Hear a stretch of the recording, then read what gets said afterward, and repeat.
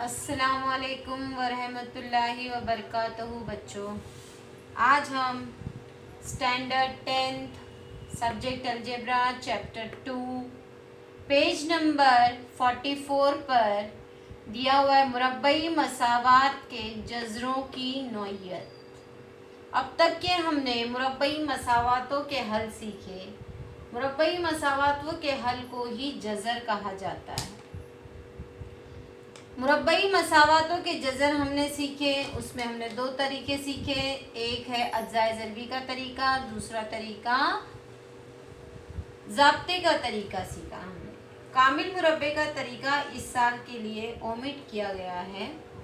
अब इसमें last video में जब हमने सीखा था b² - 4ac की कीमत मालूम करते थे हम, ज़ाब्ते में रखकर हम मुरब्बई मसावातों के जज़र हासिल करते थे, उनकी कीमत हासिल करते थे।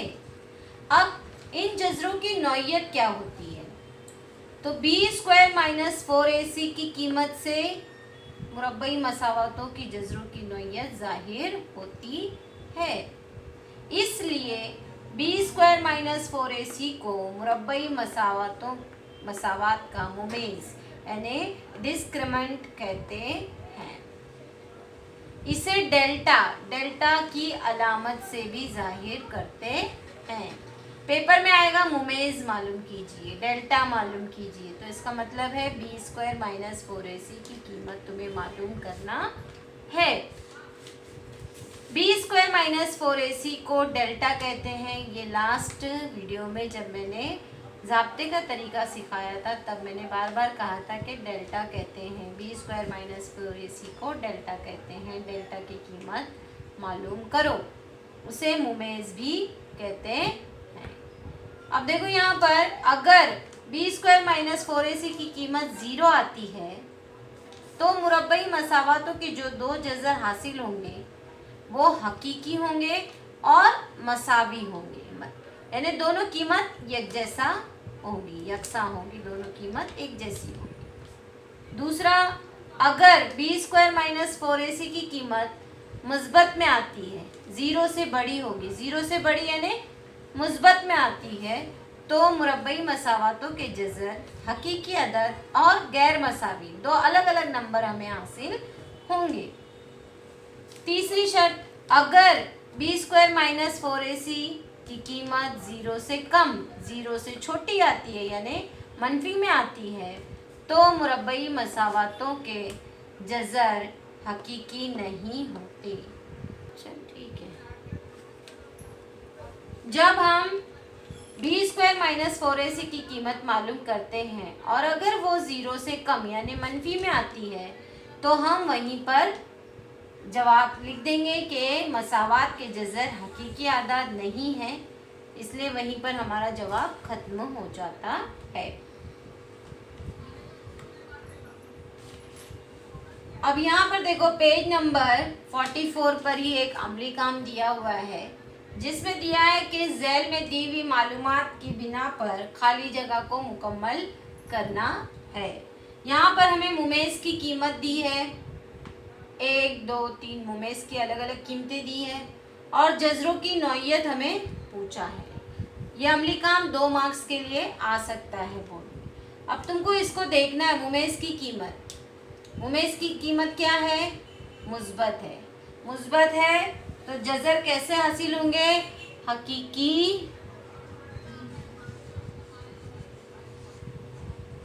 हकीकी और गैर मसावी, यानी दो अलग अलग नंबर हमें हासिल होंगे, दो हल हमें अलग अलग हासिल होंगे, हकीकी और गैर मसावी। दूसरा, मुमेज़ की कीमत मनफी में दी हुई है नफ़ी 30। यहाँ पर हमें जो जज़र हासिल होंगे वो कैसे होंगे? गैर हकीकी अदद। कैसे होंगे? गैर हकीकी अदद। तीसरा दिया है मुमेज़ की कीमत 0।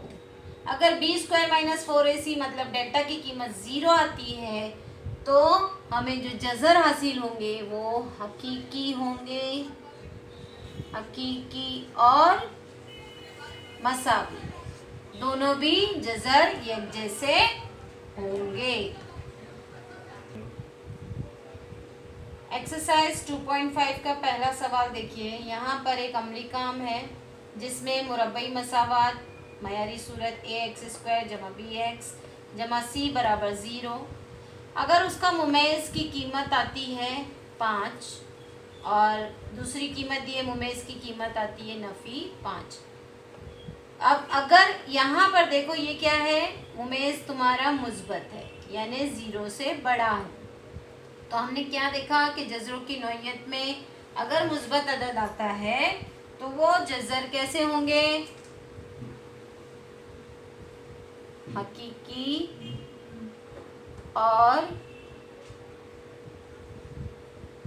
गैर मसावी। अगर मुमेज़ की कीमत 0 से कम यानी मनफी में आती है तो जज़र कैसे होंगे, गैर हकीकी आदाद होंगे। एक्सरसाइज 2.5 के सवाल नंबर 1 का दूसरा और तीसरा पार्ट इस साल के लिए ओमिट हुआ है बोर्ड की तरफ से। तो हम सवाल नंबर 2 करेंगे जिसमें मुरब्बई मसावात के मुमेज़ की कीमत हमें मालूम करना है। अब यहाँ पर देखो ये हमने मसावात लिखे, x की क़ुव्वत 2 जमा 7x नफ़ी 1 बराबर 0। मयारी सूरत से मुआवजा करने पर हमें a की कीमत मिलेगी 1, b की कीमत मिलेगी 7 और c की कीमत मिली हमें नफ़ी 1। मुमेज़ यानी डेल्टा बराबर b² माइनस 4ac। अब यहाँ पर देखो b की कीमत 7 का मुरब्बा नफ़ी 4 1 और ब्रैकेट में नफ़ी 1, c की जगह पर नफ़ी 1। 7 का मुरब्बा यानी 49, नफ़ी नफ़ी ज़र्ब हो गया जमा 4 का 4। तो हमें कीमत मिली 49 में 4 मिलाए तो 53। इस तरीके से हमने सवाल नंबर 1 में मुमेज़ की कीमत मालूम की है 53।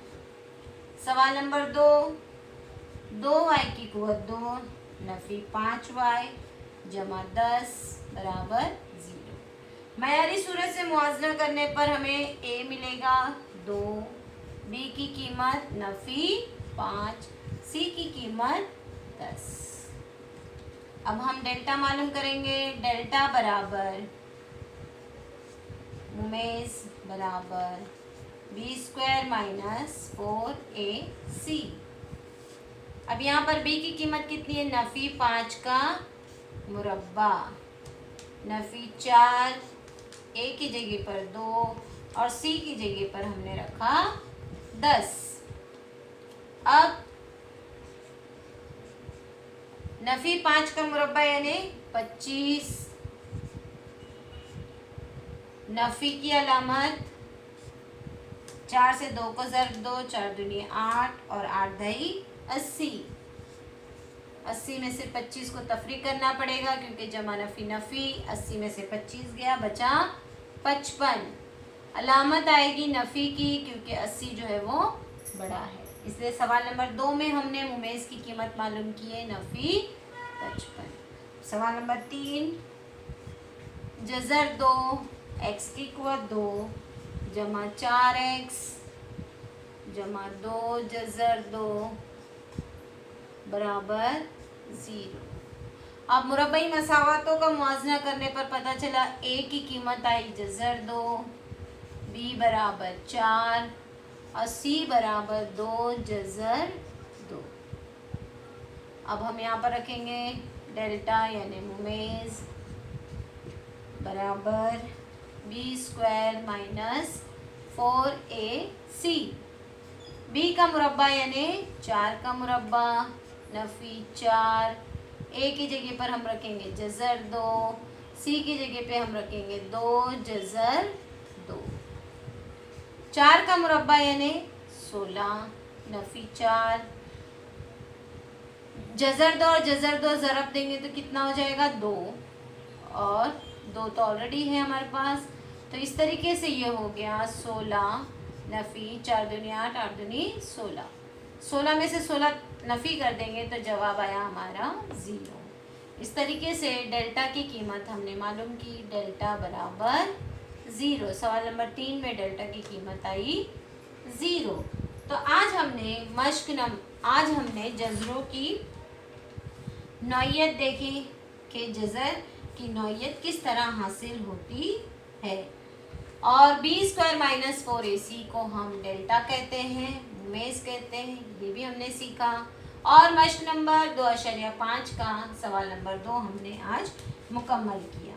इंशाअल्लाह अगले वीडियो में इसका आगे के सवालात हम हल करेंगे। तब तक अल्लाह हाफ़िज़।